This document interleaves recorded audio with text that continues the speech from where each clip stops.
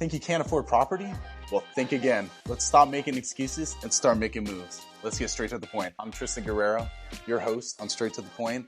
I'm inviting a special guest, Justin Thyme. Justin, let's tell the audience who you are today and how we met. Yeah, and thanks for having me on the show, Tristan. Of course. Super pumped Anytime. to be here. Yeah. I know that we do got some mutual friends that kind of got us connected. You know, Right. It just so happens we both be in, the real estate industry, but shout out to April and Danny. Oh, yeah. Shout out to you guys. Congrats on your engagement, by the way. Yeah, so name is Justin Thyme. I've been working in real estate for the last probably 4 or 5 years now. Wow. I know I've been in it for a little bit of time, which is kind of crazy. And the crazy thing is I really fell into it about 2020. Well, maybe started in 2019, was working with the previous company just as a project manager for an apparel company. Okay. Honestly, didn't like the job, didn't like my manager, so honestly just wanted to kind of define the company just as a way to get out, right? After going on probably 50 to 60 interviews, at least it felt like, I ended up interviewing with a real estate technology company, and it ended up changing my life. Started off in a kind of like, I'd say a entry-level position, onboarding. I just bring, clients onto the software, kind of show them how to get set up. Ended up working my way into account management where I'd really start to strategize, with some of these agents and these brokers on how to systemize their business. Agents are great at selling. Agents are not great at technology. So I have a little bit of sales skills and a little bit of technology skills. I can kind of combine the two and, really just help agents simplify how to automate their business in some aspects of it. Right. What kind of got me to where I'm at today, honestly, is just, I'd say, being open to just conversations and advice when I'm having them with some of the clients I was working with. I think I mentioned this to you, but I am a licensed agent as well as doing some investing on the side as well. Oh, What kind of even pushed me into doing, these ventures in life was working with clients and having clients ask me, have you thought about doing this? It might be good to open up doors in your life. So working with one client, he was like, hey, have you thought about being an agent? And I was like, I kind of thought about it. And he's like, let me tell you right now. He's like, you'll do decent at it. You might be even great at it. At the end of the day, the thing it will do, it will open up doors for you. So I'm getting my license, kind of got me more connected into, the real estate industry, loved it. Didn't really want to practice selling real estate or representing buyers, right? Wanted to use it mostly for tax benefits. And then obviously, the referral kind of aspect is nice, right? Yeah. I meet someone, I can give them to an agent, and then I can let them work them. I'll collect my little 20 to 30%. Yeah. And then again, just working with some additional other clients I was working with one day, he just said one thing that really just caught my attention. And he just said, you make money owning real estate, not selling real estate. And this was a guy who ran a brokerage, and he told me he even ran the brokerage just for fun. He made all of his money from doing new development in his market. Wow. So after just kind of listening to him, I just kind of did my own research. The biggest thing that I think really helped propel me was I started to just really understand the value and power of communities. It was actually really funny. I was listening to a podcast with the great Kevin Hart. Nice. And shout out to Kevin Hart, shout out to K-Dog. So listen to this podcast, and again, when I'm listening to certain people talk, I just really try to really take it in, be observant. But he said one thing. He's like, you will never know what you can accomplish until you put yourself in the rooms, with people who are doing 10 times more than you're doing.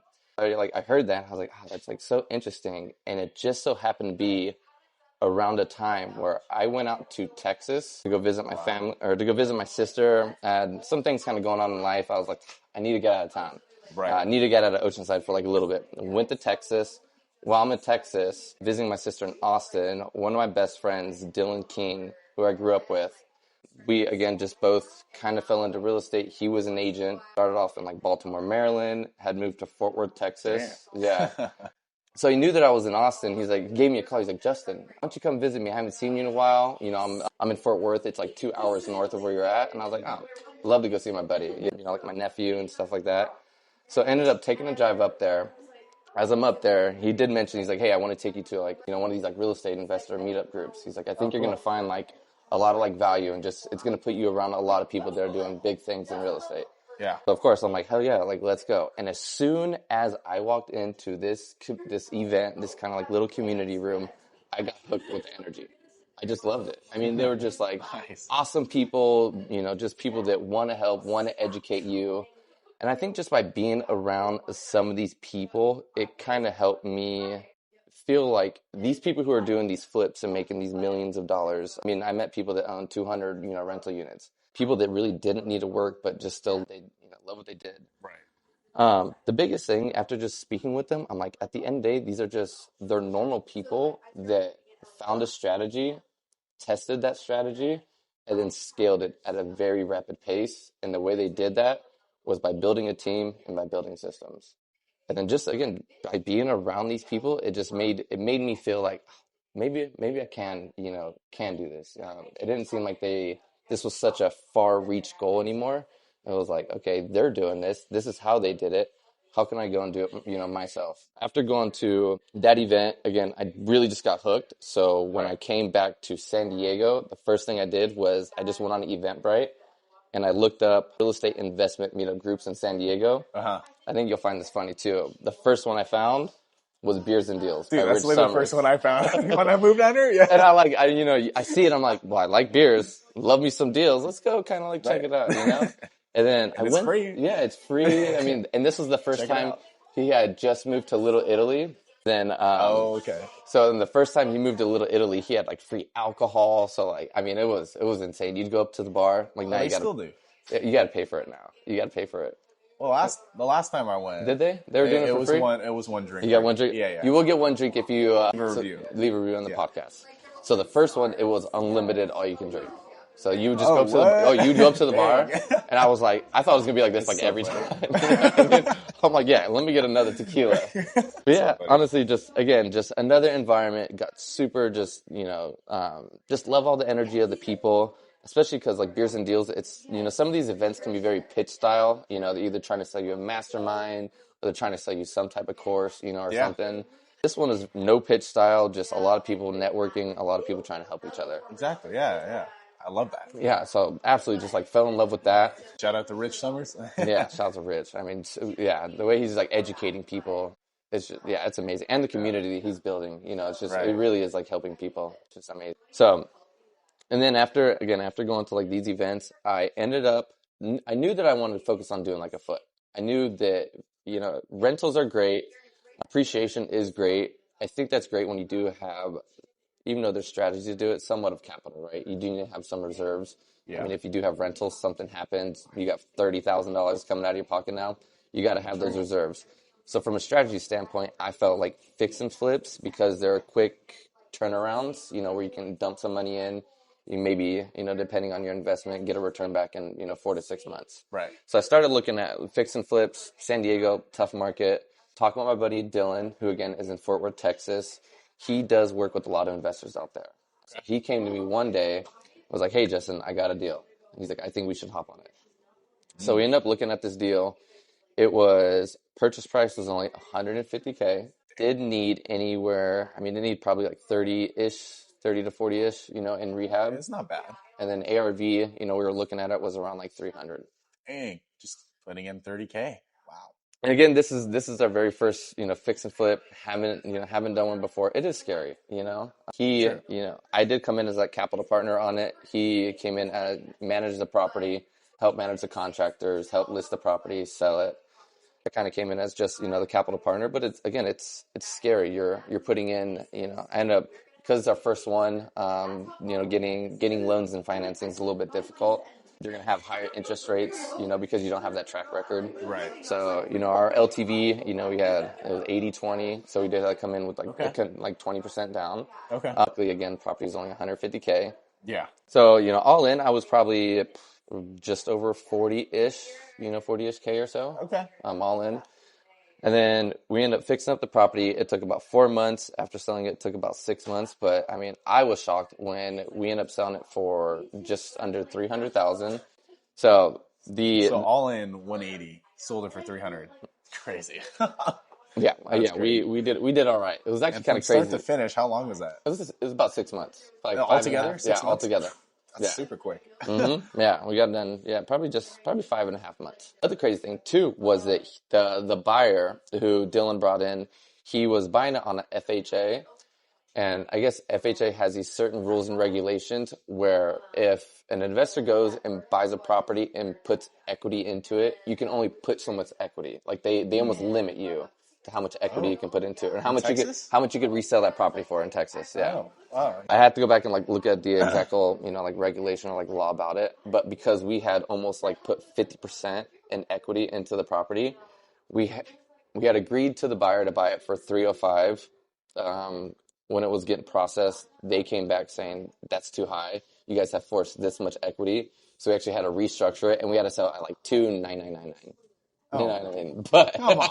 we lost $6,000. We lost $6,000. No, yeah, but it was like, for a first investment. Again, we got, real estate is a numbers game. You do have to look at the numbers, but I think we got a little bit lucky. Right time, right place, right time. Had the funds, and shout out to Dylan for finding that deal. Because that's the biggest thing. You make money when you buy the deal. At the end of the day, you always make money when you buy the deal. Buy it, then sell it. So you gotta, when it comes to buying the deal, obviously there's going to be and especially when it comes to fix and flips, there's so many different factors when you're going through a rehab. We end up coming into foundation issues because our initial rehab was only supposed to be, I think, 30K. It ended up going to 40K or maybe 42-ish around there. Yeah. But that's because we ran into, issues that we didn't know we were going to run into. And that's just some of the challenges. That's just part of the job. That's the fun that you get, with those fix and flips. So it's been a journey.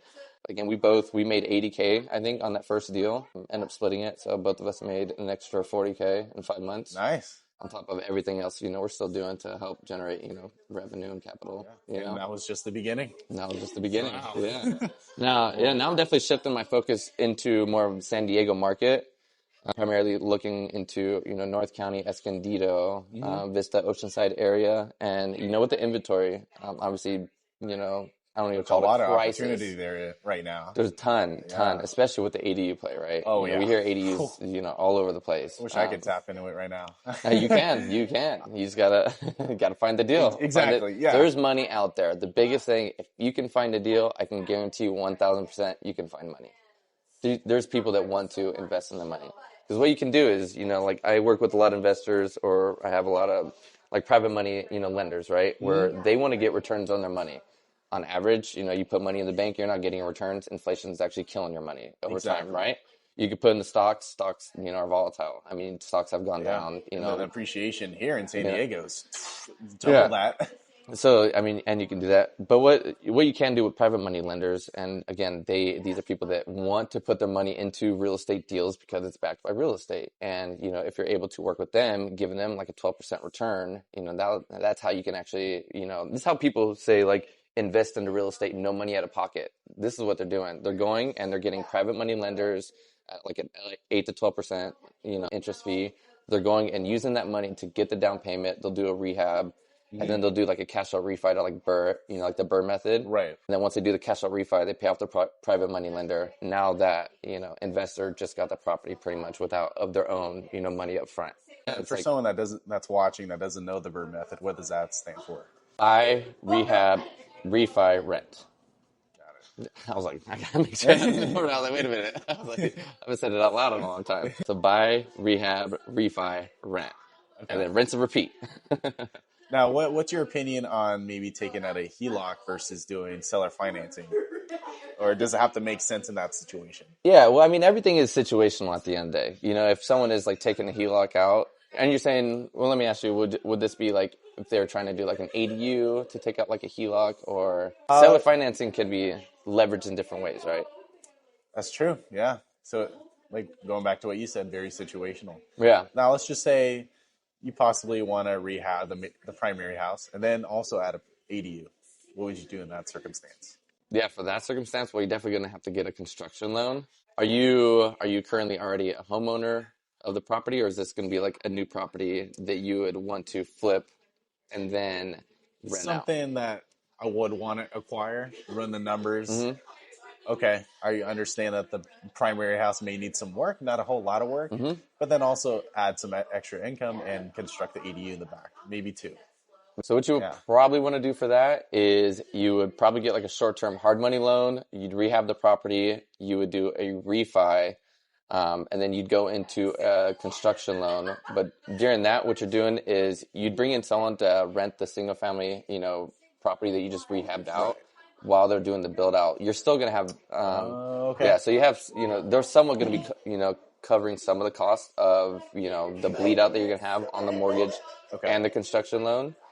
So I mean, from there, you'd still have to pull in additional reserves, whether that be from the private money lenders. And then, again, at the time of completion of that project is, if your goal is to just sell the single family plus that additional, ADU, after sale, then you just pay off that private money lender. Oh, okay. But as long as you have like the right returns, say you're building out an ADU, it's going to cost you $350 a square foot, but you're building it in an area that you're going to sell it for 650 square foot. Once you bring that deal and you're able to promise, an investor 12% returns, where the money's just sitting in the bank, they'd be silly not to do it. Right. But the biggest thing is like, if you can find the deal, you'll be able to find money. Okay. Yeah. Got it. That is my biggest, one of my, I guess, suggestions or recommendations. Find the deal. Cool. Well, I do want to dive right into it. Let's get to the straight to the point of things. What lit the fire for you in real estate, and what made you take that leap when so many people just talk about, I'm gonna get into real estate, blah blah blah, but now you're here, you taking action. Yeah. What led you? I wish I had like this great story of, I saw this and I knew, from the moment I was 5, I wanted to be in real estate. Yeah. For me, it was kind of I just, again, kind of like fell into it like a little bit. Okay. Was seeking new opportunities. The new opportunity led to, working for the real estate technology company.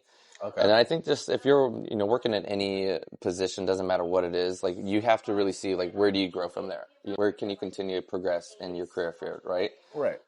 So for me, it was, okay, I'm in real estate. I can progress within my company, but then also how do I take some of that experience and expand that to even deeper to help level me up again? And then also working just with amazing people.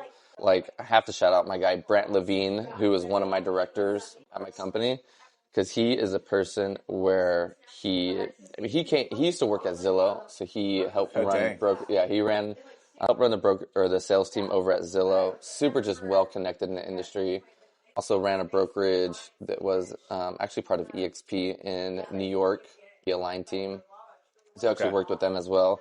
He's on their coaching staff, but just working with him as well, what he kind of helped educate me on, and I always say like, it's in the name of real estate, but it's all about relationships. That's true. It is at the heart of it. At the heart of real estate, it is always about relationships, and you just always want to try to take care of people, provide value, and just kind of see what opportunities those will actually lead to. So I think just having him kind of just guide me in a way of like, hey, look at this. I kind of recommend you looking at this. I mean, he's honestly even the reason why I went into more of like a sales focused role. Okay. He was, because he's, this was that time again where I was like in account management, strategizing. He's like, I think for you, in order for you to like continue your skill set, you should go into like sales. He's like, I think that you'd be really good at it. He's like, he just gave me some other like pointers just to kind of get started in it. So I ended up reaching out to the director of sales of my company, asked her if they had any openings.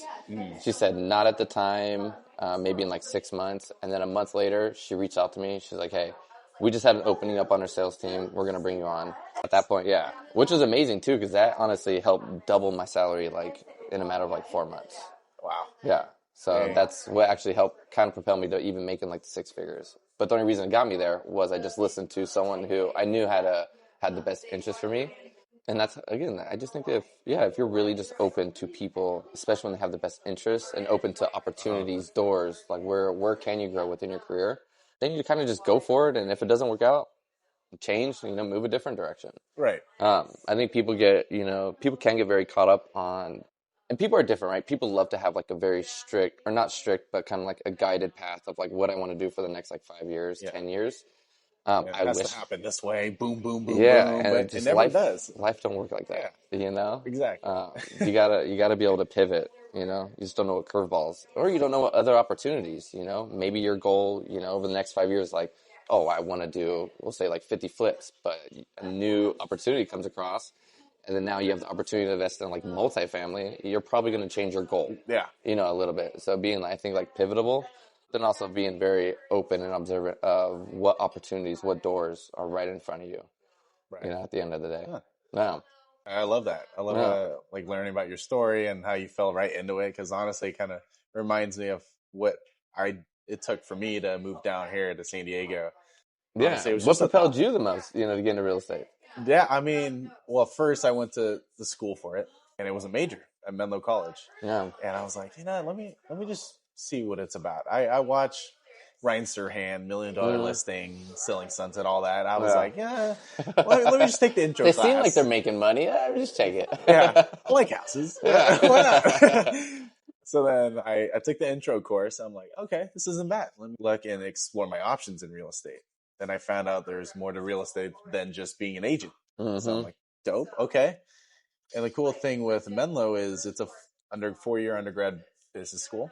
And between our senior year summer, they require us to do an internship along with the internship program over the summer. So I ended up pairing with Shea Holmes, did an internship for them in community development, learning all the forward planning front end process of scaling a master plan community. And then right after I graduated, I continued that with them. So I got to see kind of a developer point of view of real estate versus just the back end stuff, selling, closing escrow, all that. Yeah. Kind of cool because then I got to see everything from the start to the ground finish up. Yeah. and how HOA gets formed, all that. Like literally that position as the developer, you have to be in every single part of the process in order to sell that home. And the crazy thing is, I do work with a lot of real estate agents, and luckily I do have some real estate investment understanding and background. But I am fascinated by, there are, I feel like, quite a few agents that are just, I guess, not as educated as much as I thought they would be. Like, obviously they're educated on the transaction process, but truly understanding, the development of a property. Yeah. I would have thought they would understand at a deeper level, when I'm trying to have some of these deeper conversations with them. But yeah, that was a shocker that not all of them do. That's okay. Yeah.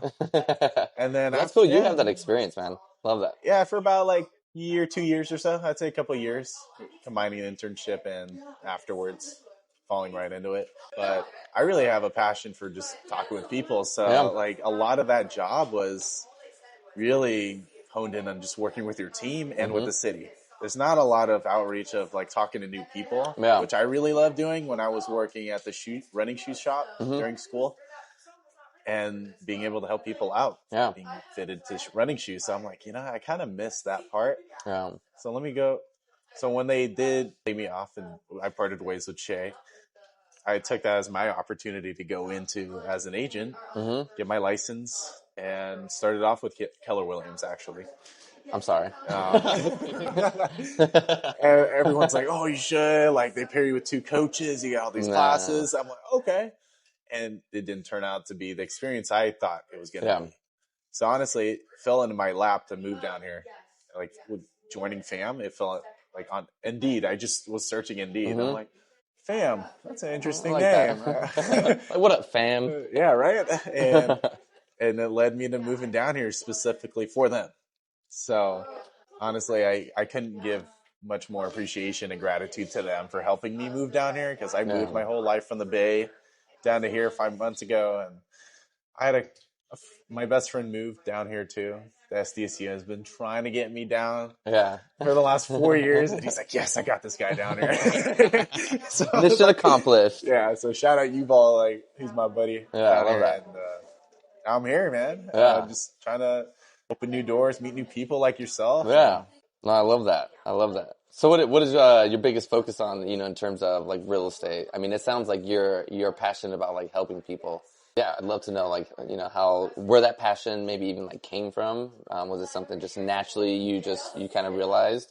Yeah, and I've been starting to post more on my social media and doing more storytelling. So one of the stories I put out there was the first client, I would say, in the running shoe store that I was working at. That really resonated with me because that was my first true client that hit me in a different way because I've helped change his life. He physically, vocally told me that after I fitted him into that pair of shoes that was able to help him walk pain-free out of the store because he came in with a wheelchair, oxygen tank, and I'm like, I really need to take the time to make sure this guy is set and walking out of here pain-free.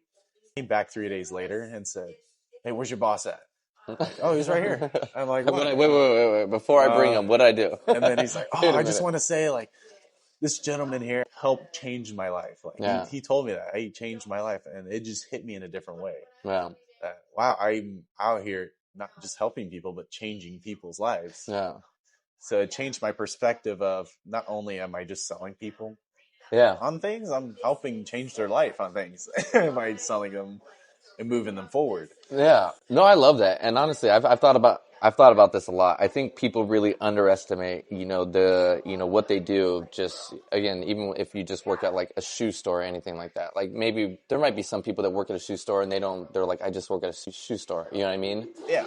Might not have passion for it, but I think they they underestimate what even them helping someone find the right pair of shoes can do to that person. But you Yeah. experience that, right?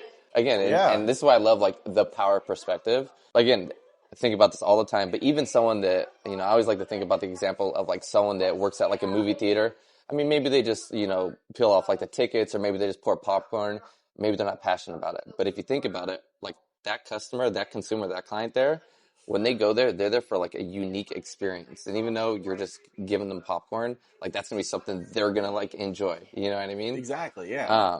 Someone that is in car sales, or something like that. Like it's, you're not just selling them a car, you're selling them something that they're gonna feel good in when they drive. All of a sudden they're smiling when they roll down their window, stuff like that. Like it's so much, I think it's so much deeper than what we can actually like realize sometimes. With real estate, I would say looking at a deeper perspective might be easier because you're helping someone buy their home. You know what I mean? Like a dream home. Yeah. Helping someone buy where they're going to make memories for the next 5 to 7 years, So I think, again, I've thought about this a lot. I think people underestimate the value they can bring to people just on a day-to-day basis on those little things like that. Like selling a pair of shoes, Yeah. Maybe not even selling, but like even doing the most educating, the smallest little pieces of service, just opening the door for someone. Like people like take that and are like, oh, thank you. Yeah, or a compliment. A compliment goes so far. No From a random stranger. Nowadays. From a random stranger. Just telling someone you love their shirt or I love your shoes. I went to New Orleans a little bit ago. That's probably been a little bit over a year, maybe a year and a half now. But I remember going down the street with this guy, and he's like, yo, he like screamed at me, yo, I love your shoes. And I was like, I love your shoes. Yeah, man, it's those little things. And I think if we all just did those little things that don't take so much, I think we'd all be a little bit happier, True. So it's the little things. It's the little things that count. It really is, yeah. Well, going along with the podcast, another question I wanted to ask you is, so breaking into this game of real estate, it's no joke. I mean, especially for young investors like myself, just jumping right into it. You're young, I'm old. You got a 2 in front of yours. I got a 3 in front of my number. Okay, you're still young. Oh, man. What were kind of the toughest obstacles you hit, and how did you smash right through them? I mean, we're always going to run into like obstacles, right? And it really comes down to what's important to you. You can either find excuses or you can find reasons. I think for my case, I think I was in a little bit of fortunate situation. I have a little bit of money. I don't have kids. I don't have, a girlfriend or anything. And I say those things because if you have the kids, if you have the wife, if you have the girlfriend, if you have the house, if you're running a business, your threshold for risk is a lot lower. Like my threshold for risk right now, because I don't have to make sure that there's food on the table for a son or a daughter. My risk tolerance, my risk threshold is a lot higher. I think from that standpoint, a little bit easier on that end. At the end of the day, you still have to make that leap, make that plunge. Real estate, like I mentioned, I think it is kind of like a numbers game. If you're looking at, looking at deals, you're running the numbers. And like for our case, we ran the numbers. We're like, hey, even if we go over budget 10%, we would still make, like 30 to 40K. Right. So we ran the numbers. The biggest thing, again, like for me was like, and this is why I always say find communities, find people that are doing what you want to do and just put yourself around them. Because once I did that and I was just around people that were doing this, it felt like, again, that the thing that I thought was so high, I put it on a pedestal was not that high.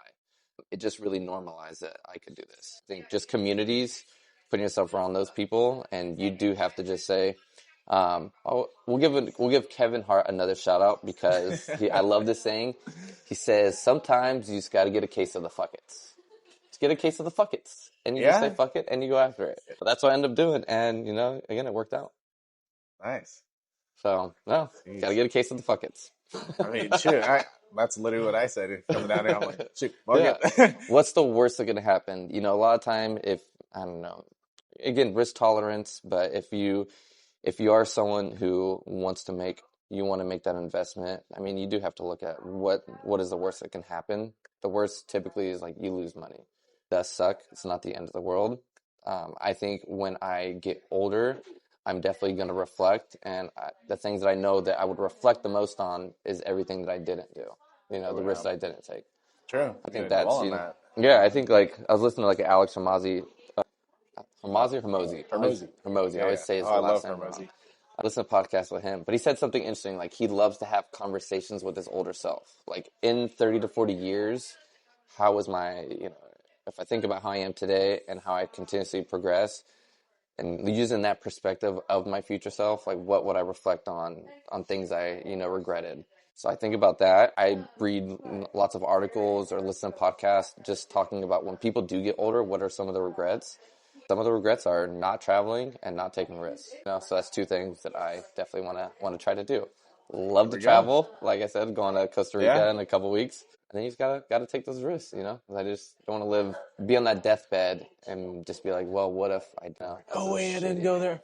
Yeah, no. And I think a lot of time it can be hard to take risks. I think sometimes we don't want to take risks, or we're scared of failure. We're scared to look stupid in front of people. Yeah, so I just think, just say fuck it, go for it. Fuck it. Yeah. Fuck it. I love it. Do you have a pretty big portfolio of real estate, would you say, of rentals? I would say not right now. I'd say focus right now is still building more capital is really what I want to do. I mean, even when it comes like the flips right now, like my focus right now would still to be like find like a fixer, fix it up, rent out a single family, and maybe build like 1 to 2 ADUs. Like that's gonna be the play unless I come across like a really good deal and it just really makes sense. But if you think about it, rentals are great. On average, a rental will cash flow $400. Me getting an extra $400 per month doesn't sound just like that's going to be life changing right now, right? Yeah. But if I take money right now and I invest that into like a fix and flip, but that gets me $40K, in the next 4 months, and then I could take that and I can rinse and repeat that 4 to 8 times. I think my capital and revenue will increase a little bit, at a faster rate than having the rentals. But the downside of that is rentals, you do get appreciation. There are a lot of tax benefits you get with rentals. So my goal is to just like with stocks, you want to diversify. So then end goal to have a few single family homes, a little bit of multifamily, maybe get into some more commercial assets, like your storage units. Later down the line, own some small businesses, But at the end of the day, just you gotta diversify a little bit. I just know for my own kind of like standpoint right now, my focus right now, it is to increase capital and maximize as much capital as I can. Real estate is definitely a long-term play, and rentals is definitely the long-term play. Oh yeah. So again, that's for my situation. That's what makes the most sense right now. Like I said, everything is it's very very situational at the end of the day. Right. Yeah, and I'm glad you mentioned that because I kind of wanted to dive into the foundation side of things. And so the question I wanted to ask is like, kind of walk us through how you built your starter properties now, and what worked, what didn't, and how is it thriving now? So with the properties right now, I mean, quite honestly, it's tough in the market right now. I've lost out on several deals in the last few months. It sucks, but I mean, it is what it is. It is part of it. It is a numbers game. Yeah, there's definitely some challenges out there, but I think there's always going to be opportunities. Definitely for me, like I mentioned, I was operating a little bit in like Texas, and I decided to reshift that focus a little bit, and now just focus on the Escondido market right now. Cool. So I would say some of the challenges, that I have been facing, honestly, is just it's competition. San Diego is one of the most sought out, areas in the United States. You got a lot of people with a lot of money coming in here. Yep. A lot of from the Bay Area coming everywhere.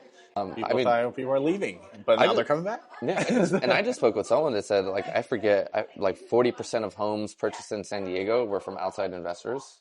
I spoke with someone where he worked with investors, like Hungary, I want to say it is. I could be Somewhere wrong. in Eastern Europe. Yeah, somewhere over there. I got that wrong. But anyways, he's like, I have investors where they have like, they're putting in like $60 million on some properties over here because back there they can only get like 3% on their money. But they're coming over here and they're getting, like 20% returns. Yeah. You know what I mean? So it's like when you have all these people coming here with such, Deep pockets. Right. Right. It's, it make it a little bit more challenging. I would say the only thing that maybe is like something I have that they don't have is, maybe have some relationships that maybe they don't have. So again, that's where it is at the heart of it. It's as long as you have right relationships, you have people that you can find deals from. Yeah, I mean, you'll be able to get your hands on something. It's just gonna be a little bit more challenging. Right. True. That's true. And I mean, I like to argue that San Diego is the best place on earth. I mean, what do you see? Like 300 days of sunny weather? Yeah, year round. Like it's crazy. Believe so like me. I don't blame people for coming and moving down here. Can't get mad at them. One of the reasons why I moved. I wish we did have a sign that says, "Sorry, San Diego's full right now. Come back in about a year." You know what I mean? But until that happens, it's kind of got to deal with it. Can't get mad at people. We do live in paradise. Sure. You wake up and boom, you just go to the beach. You go wherever you want. I've thought about moving so many times, but I'm like, it's hard to move. If I move, it's going to be out of the country. I've already decided. 100%. Where to? Portugal, probably. Dude, I was just talking to another person on my team, Mackenzie. She's on our team. Yeah. Been trying to convince her husband to move out to Portugal. They have something called the Golden Visa. Yeah. Where you could invest in property out there, and I think it's either a year or 2 year span. Then you could become a citizen over there. Or no. They give you like 5 years to give you citizenship. They give you like, after owning in a Portugal, specific, which is kind of cool. I'm like, beautiful. Okay, I kind of want to learn a little bit more about that. Madeira is like one of my favorite places I've ever been to in the world. Like Madeira, which is the island off of like Lisbon in Portugal. Okay, yeah. So it's like they call it the Hawaii of Europe. But I went there and I stayed there for like 8 days maybe or something like that last September. And have you been to Hawaii? Yeah. I love Hawaii. Hey, did you go to Kauai? Yeah. Yeah. So it's almost like a kind of like Kauai vibes, but mix that with a little bit of like European vibes, with some food, with some culture, with some beautiful, you still get the beautiful like beaches like you do in Hawaii. Yeah. So yeah, it was Madeira. When I was there, I was like looking up properties. I was like, I just want to buy here now. I was like, I might not come back to the U.S. I was like, I'm not coming back. I went canyoning, so we're rappelling down like waterfalls. Dang, I mean, it was just like, the most. Should have joined you, man. Whenever you're ready, whenever you're ready. I'm always booking trips. Like I said, Costa Rica. If you want to come out, I'm going there on May 3rd. May 3rd, I'll be there. I definitely want to look into investing outside of the country, but until then. Just grinding it out here. Yeah, what would you say a couple of your investment goals are? What would you love to do if you could? Say someone gave you a crystal ball or three genie wishes. What would those wishes be? In terms of investing. Yeah, I definitely want to own at least 10 properties over my lifetime. Self-managed at first, but then eventually get into property management, whatever that looks like. And then within the next 10 years, I definitely want to open my own running shoe store, start a running community, because that's in my blood. I went to Menlo College for cross country and track. If I didn't What's tell your you fastest already. mile? It's around 4:22. You said 4, I'm good. I'm out. You said I'm out. 4:22. That's crazy, man. Yeah. That's insane. You can't imagine. Full mile. I could run the speed of a 4:22 pace for about 5.5 seconds, and then my knees will give out. On the treadmill. On the treadmill, 100%. Not on the road. Are you crazy? That's impressive, though. Yeah. Have you done marathons too and stuff like that? No, just half marathons. But my goal is to do a triathlon by September. Do the sprint distance in the Classic in San Diego, and then also do the the Xterra Mission Bay one, the full Olympic distance in October. So those are my 2 save the date triathlon goals. Yeah, that's badass. Never done one, but I signed up for a Tough Mudder last year. Event got canceled. Supposed to do it in April. Supposed to do it in a week and a half. But I've had 5 knee surgeries. So I've blown out both my ACLs, ACL, MCL, meniscus, ACL, both my meniscus. Yeah, so I've obliterated my knees. And my knees have been acting up lately because I think I still work out probably 4 days a week. I see you. On your story. 5 a.m. lifts. 5 a.m. Got to get up. Try to do it every morning, man. Nice. Body in motion stays in motion, you know? Right. I always say you got one body, one mind, try to take care of it. You know, you Right. just have to. I'm lucky Amen, that I man. fell in love with the habit of working out, you know? Actually, what kind of got me into it is like having to rehab after my ACL surgeries because rehab is so important just to get your flexibility up. So just religiously, I'd go to the gym. And then again, like, you know, I think humans can be very habitual, you know, so once you build that habit, for me now, like working out is like brushing my teeth. If I don't do it, I feel like my day's off. I feel like I have like, you Right. know, I felt like bad breath. You know what I mean? Like And you're fuzzies on the like very teeth. conscious of it. Oh yeah. Oh, and then I get Now I on gotta do it. edge and stuff like that. If I haven't worked out for like a few days, oh yeah, I get all short.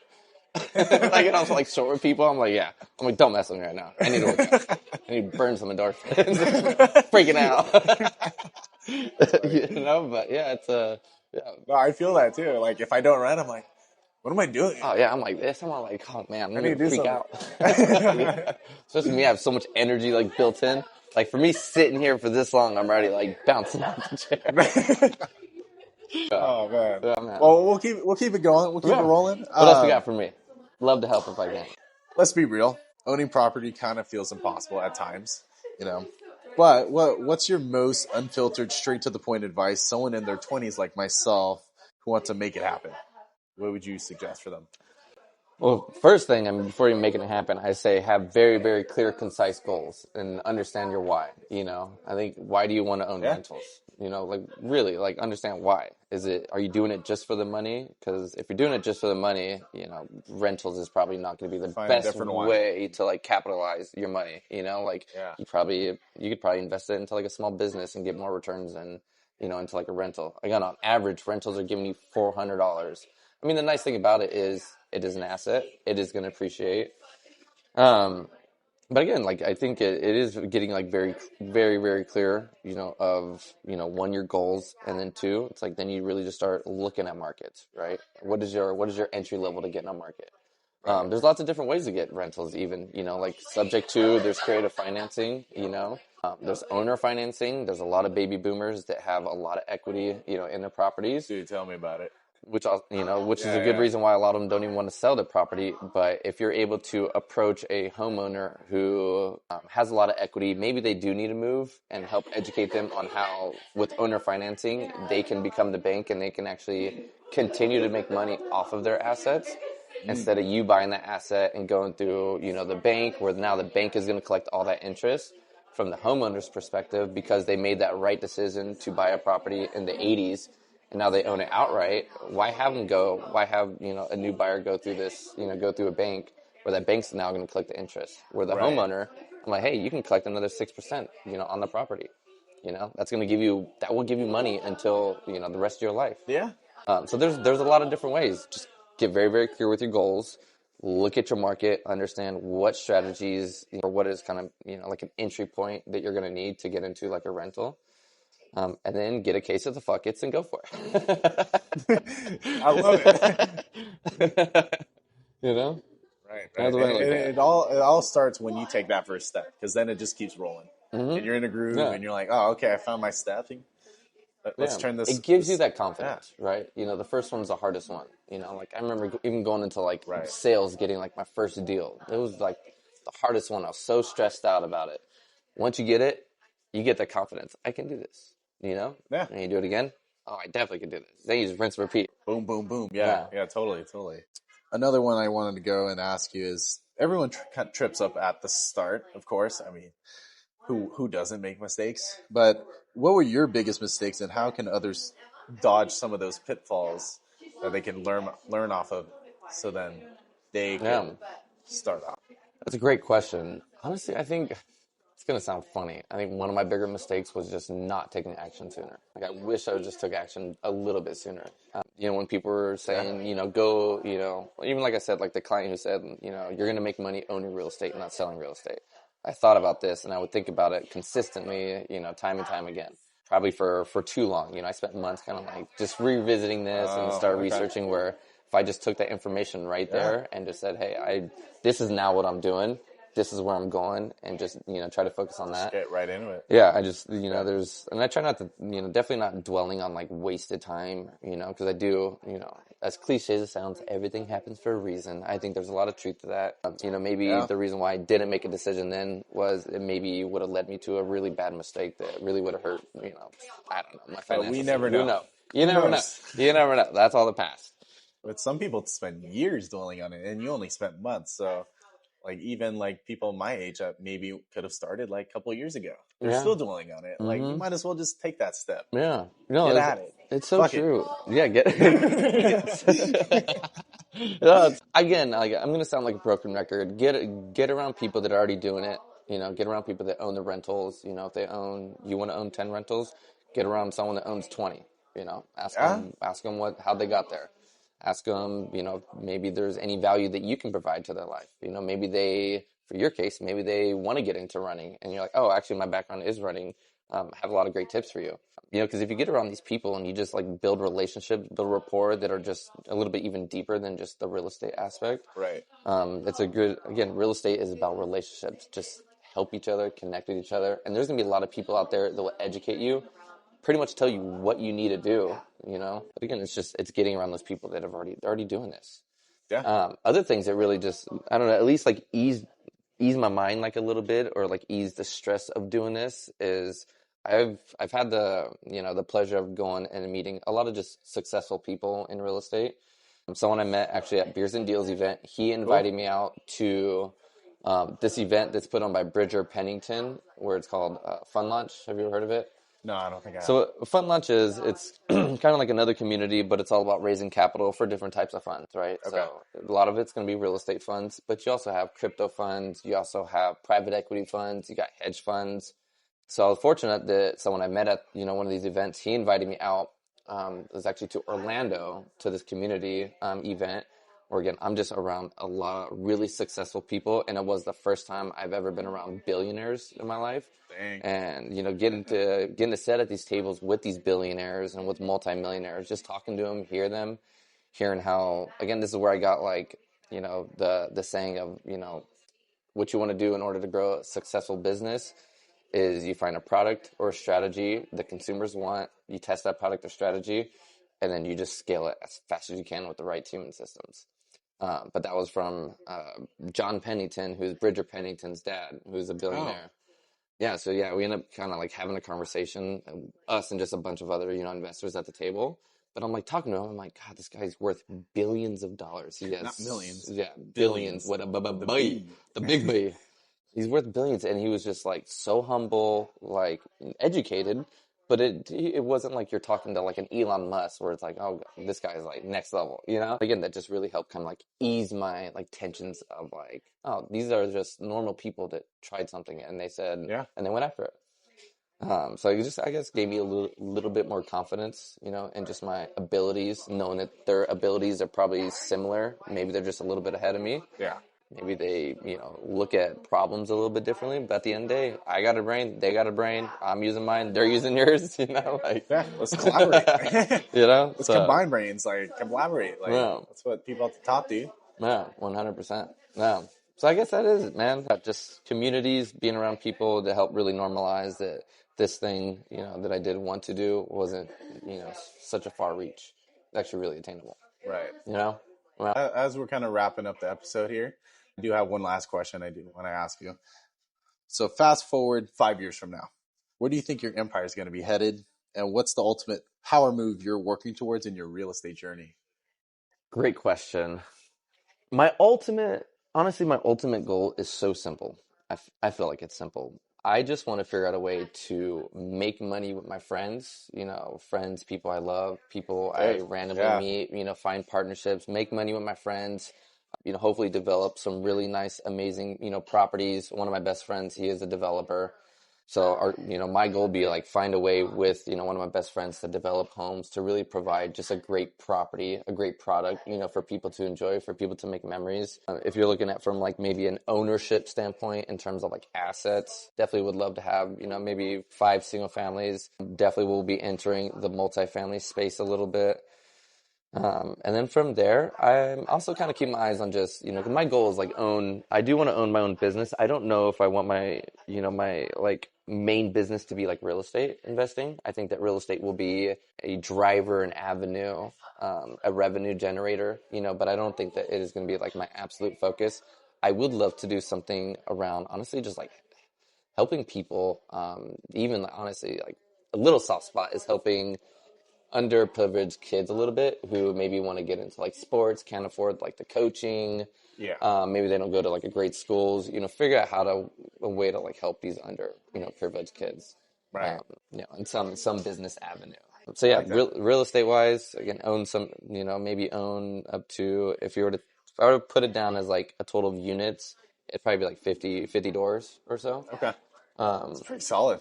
Yeah, probably be like 50 doors. Again, a lot of it would probably be like multifamily. Yeah. And then Totally. sprinkle of some single family homes for high appreciation. Yeah, but that's my main goal. I just want to work with amazing people and honestly just try to build amazing things. Nice, man. I like that. Pretty simple. Simple guy with some simple goals. Just a little bit. No, they're a Sounds little simple. something. Yeah. Yeah. Well, cool. Those are some sick goals. Cool, man. Well, I appreciate you coming on, hopping on the podcast with me. Yeah, it was fun. Out. Wow. Yeah. Hopefully, at least 1 to 2 people who see this, find a little bit of value. Again, small recommendation: get a case of the buckets. Where can people find you? You can always find me on social media, Instagram, Justin Thyme09. Justin is going to spell Justin. Time is Thyme, like the spice, and then 09. Best way to reach out to me is just DM me there. If you feel like you want to send me an email, you can go to justintimrei@gmail.com. You can always reach me there. Send me questions if you have any. Or just call me or text me, 760-521-9196. Just call or text me. Pretty open to conversations. Cool, here to help anyone that I can. Hopefully. Awesome. Well, that's it, everybody. Thank you for watching the episode. I'm the host, Tristan Guerrero. This is Justin Thyme. Time. And we'll see you guys on the next episode.